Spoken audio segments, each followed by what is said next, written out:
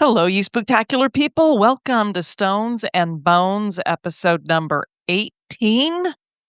We're going to be covering the Monumental Cemetery in Milan. And let me just say this at the very beginning. A lot of the words that are going to be coming up in this episode are Italian.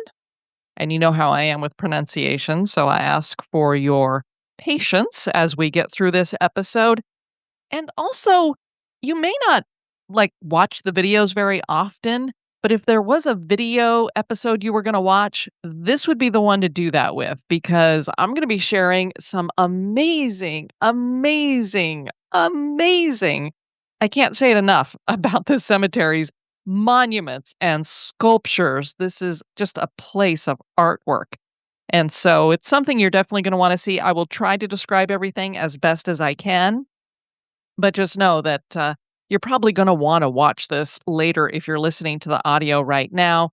Of course, if you're one of our patrons over at Patreon, the video's already up there for you. So you can either watch the video or listen to the audio. For those of you who do not support the show in a monetary way, you'll have to head over to YouTube in order to watch the video there.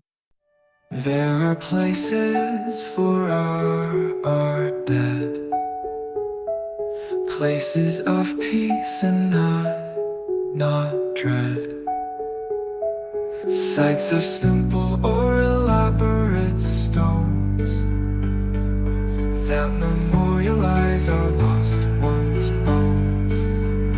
Welcome to Stones and Bones. Whoa, welcome to Stones and Bones. Whoa. The Cimitero Monumentale di Milano isn't just a cemetery. This is a remarkable place of outdoor art, an open-air museum, if you will. The City of the Dead in Milan, Italy, is nearly 160 years old and features beautiful memorials, ornate tombs, and artistic sculptures. There are many Italian famous people buried here.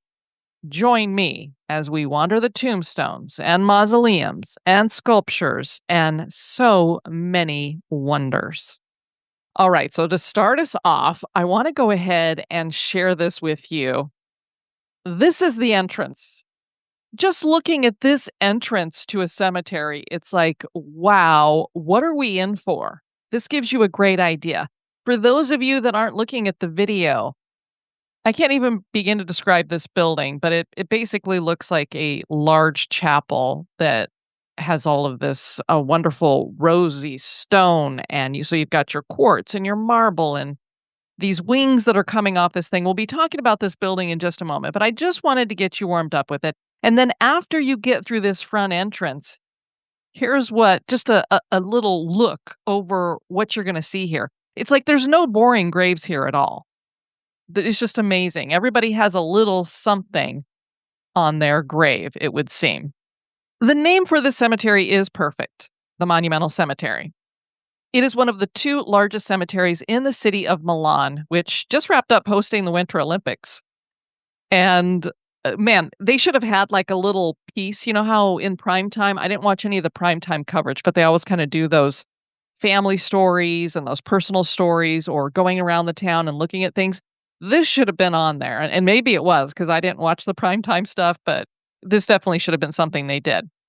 That front entrance that I showed you is called the Fomadeo. It's also known as the Temple of Fame, the Hall of Fame. This is a neo-medieval chapel made from marble and stone with a central roseate that was designed by Mario Polanti. Some of Milan's most notable residents are buried inside, with author Alessandro Manzoni. His tomb is right there in the center. Not just anyone could be buried here in the Fomadeo. In 1884, there was an edict issued that only certain Milanese citizens could be buried here, and they not only had to have proof that they were born in the city or adopted into the city, but they had to have contributed to the city in some way with art, science, or literature. Now, I think there's only specifically 7 or 8 people that are directly buried in the Fomadeo, but On the walls, there are these multiple plaques, and these represent people who were buried throughout the cemetery, and they're like these markers of honor. The interior also features a blue tile ceiling with gold star accenting. The cemetery was founded in 1865 and officially opened in 1866. The main goal in the beginning was to combine several smaller cemeteries into one.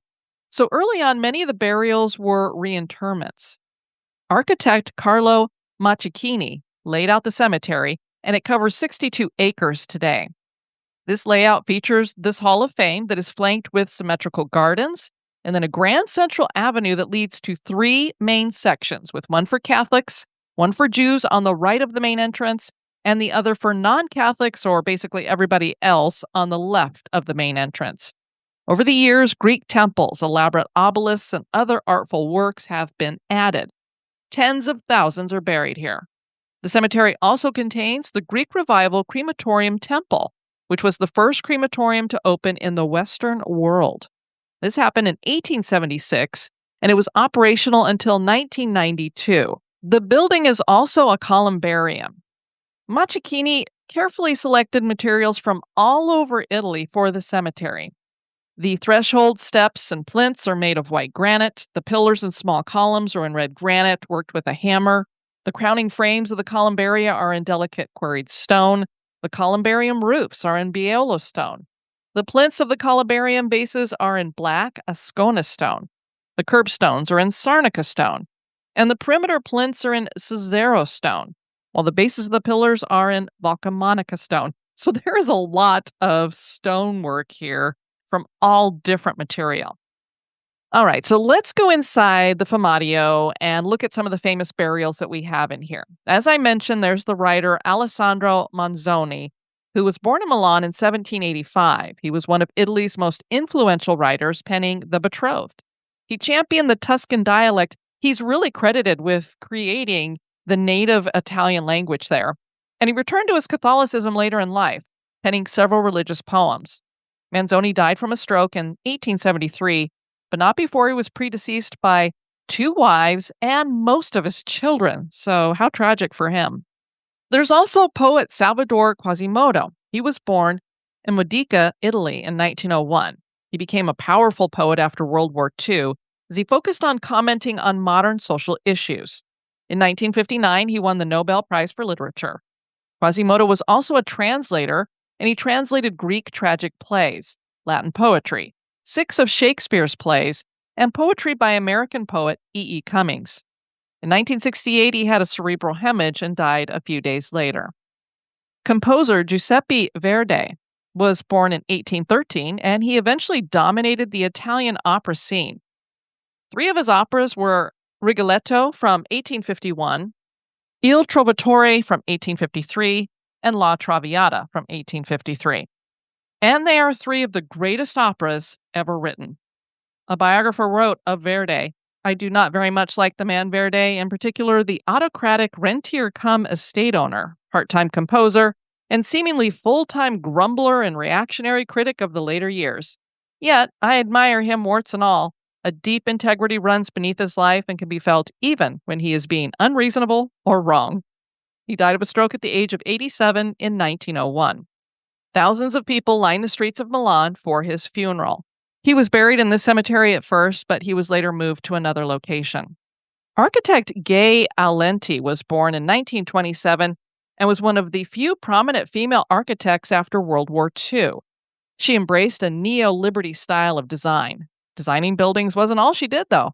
She also designed furniture, lighting, exhibitions, and theater stage sets, and enjoyed historical preservation. Aulenti had a prolific career in industrial design. She died on Halloween in 2012 from a chronic illness. She was 84 years old.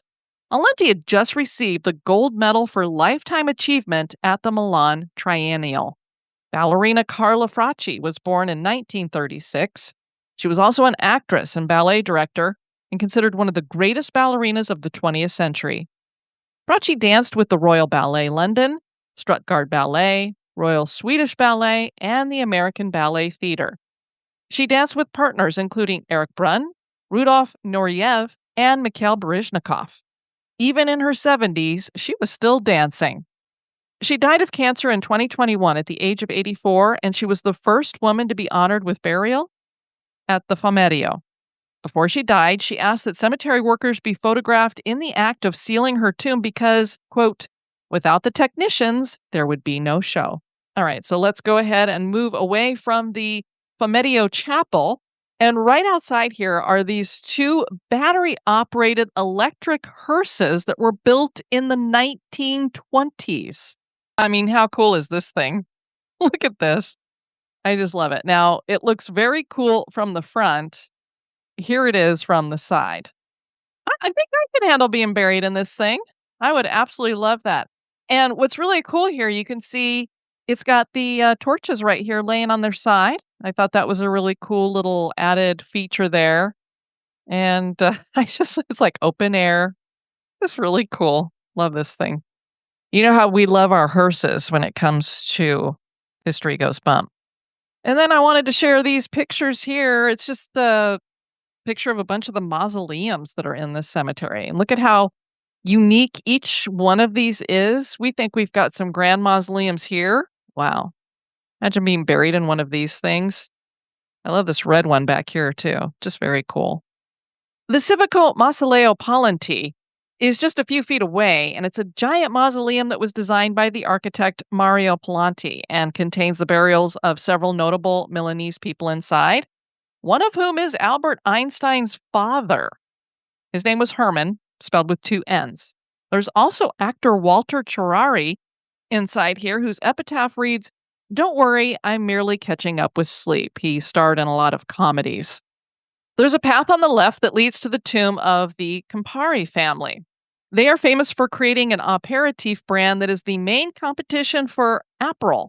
We've talked about that on the show. I can't remember. It seems like it was a hotel that serves it in one of their bars that they have, and I cannot remember. We did it fairly recently. This is deeper red in color and more intense and bitter than Aperol. And that's something I think I don't ever want to try because I don't know, I'm just really not into bitter alcohol. The sculpture at their tomb is amazing. As you can see here, this is the Last Supper. It's a little larger than life size. Is that not amazing? That up really big there. It's just, you just imagine somebody making something like this. And as you can see, their name is here, David, Pari, and it's just so cool. That was made out of bronze, and it was designed by Giannino Castiglione in 1935. The tomb of conductor Arturo Toscanini was designed by sculptor Leonardo Bistolfi and is an Art Nouveau chapel made from Carrara marble. Buried inside is Toscanini and his wife Carla, their adult son Walter, and son-in-law Vladimir Horowitz. The front of the monument features a boat which portrays the voyage of the family's baby son, Giorgio's remains returning from New York, like a metaphor representing the moment of passing. The parents are carved in an embrace because they lost their son prematurely. Heavily influenced by the swirling shapes of Alphonse Mucha, the absence of color somehow makes the beautiful shapes more sober. Mucha was a Czech artist that was a leader in the Art Nouveau movement. Here's the tomb here. You can see this is the boat up here. And to me, it's like you've got a couple of angels that are on either side of the boat as it's going through. Over here would be the parents who are mourning their child.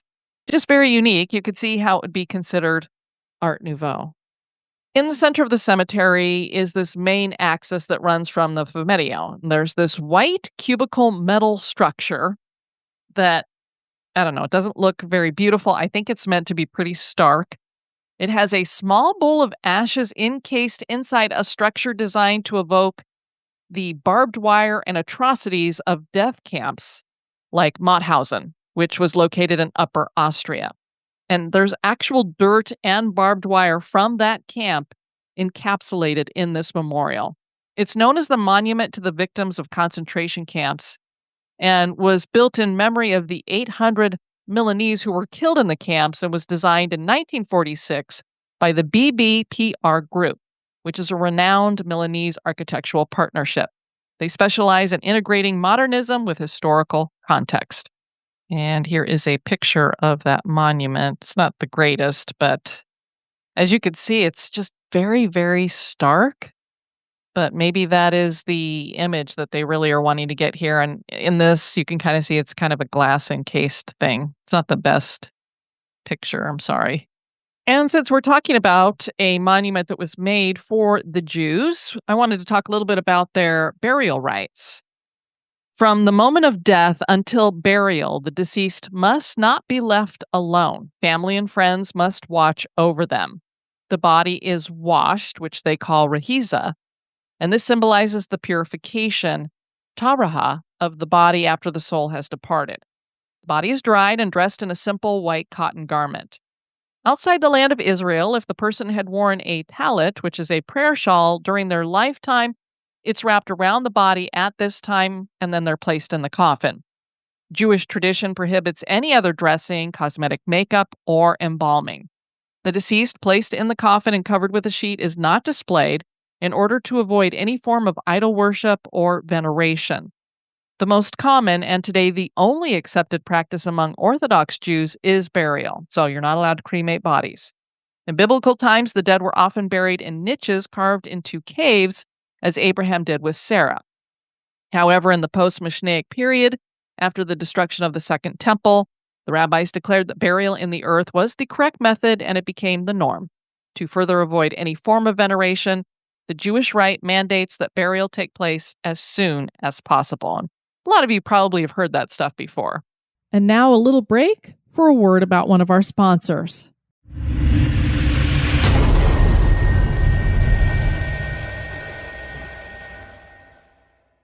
All right, so let's go around and look at some of these really great sculpture pieces that are on graves.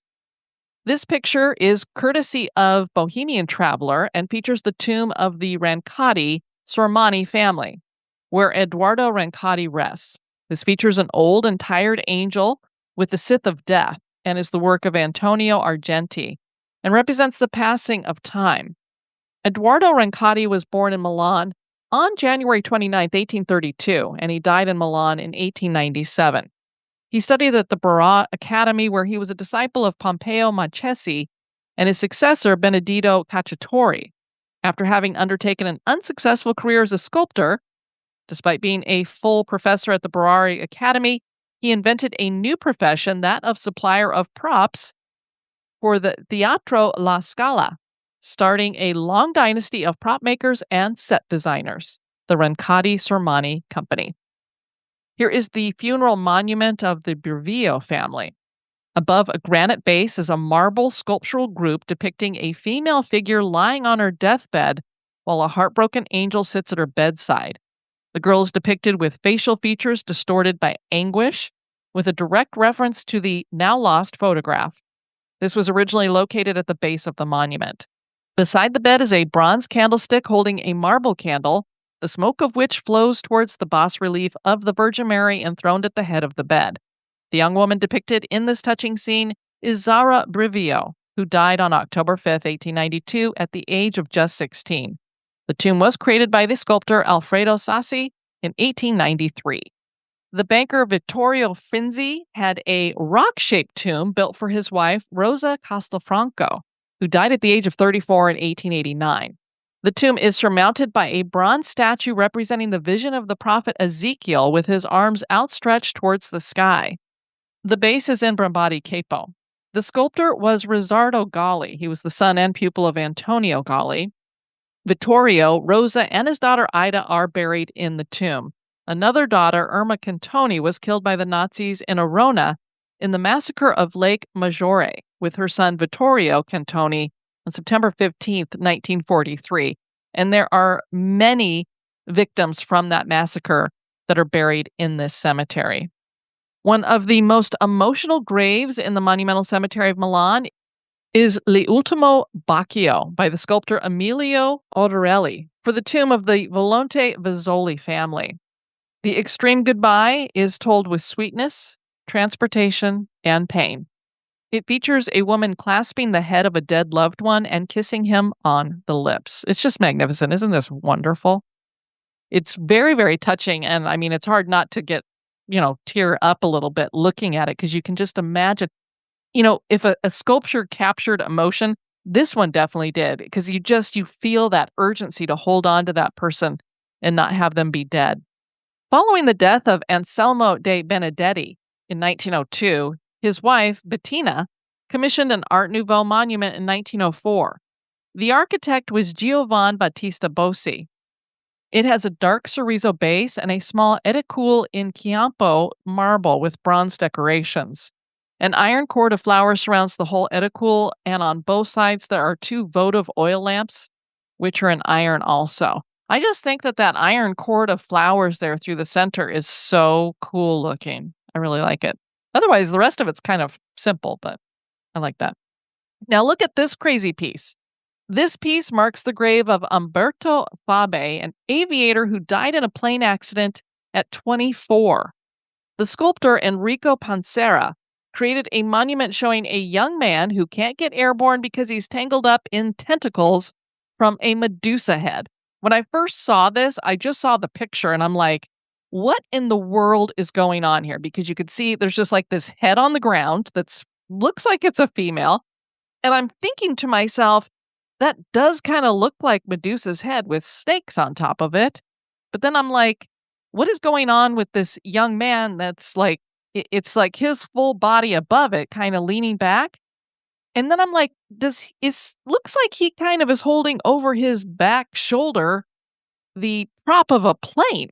That can't possibly be true. I mean, what in the world's going on here? And then I researched to find out more, and sure enough, he was an aviator who died in a plane accident. So that explains why you would have the prop of a plane in this.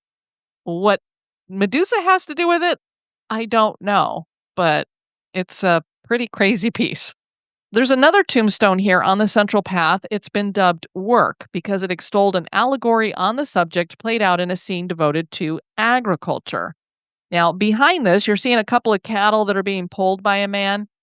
There's a female figure that's looking down on this scene. Looks like it's just part of the rock. It symbolizes Mother Nature, and she's got this really well-sculpted face.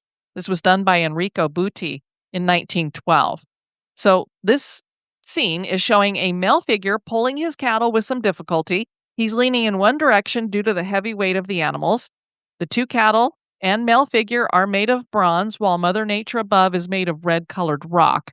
And behind it, you can't see it so much in this picture, there's a guy who's got the plow behind the cattle. So there's another man in this picture as well. Very, very compelling. A more modern work here, this is dated from 1949 and was created by modern Italian artist Lucio Fontana for the Cinelli family. The large sculpture features a headless blue angel. It was made from paper mache, and it's hovering over the earth. So it's pretty creepy looking, I think, because it's like there's a dress, but there's no body to go with it. And the fact that this was made from paper mache, it had to have been, I don't know if it's like got a lot of sealant and clear coat or something on it, because how they made it last, I don't know. But what's really cool about it is when you describe it as a blue angel, it has a very vibrant blue color to it that is still there today. And considering that this was made in 1949, pretty impressive. Antonio Berniocchi was a business magnate, philanthropist, entrepreneur, politician, and patron of one of the most important Italian textile industry groups in Europe since 1850. His magnificent memorial is a massive white tower with marble statues arranged in a spiral pathway, ascending from the base to the top of a conic-shaped tower, narrating the Passion of Jesus. Some people have called this like the Tower of Babel, and showing different scenes that would pertain to something with that. But this makes more sense to me about it being about the Passion of Jesus.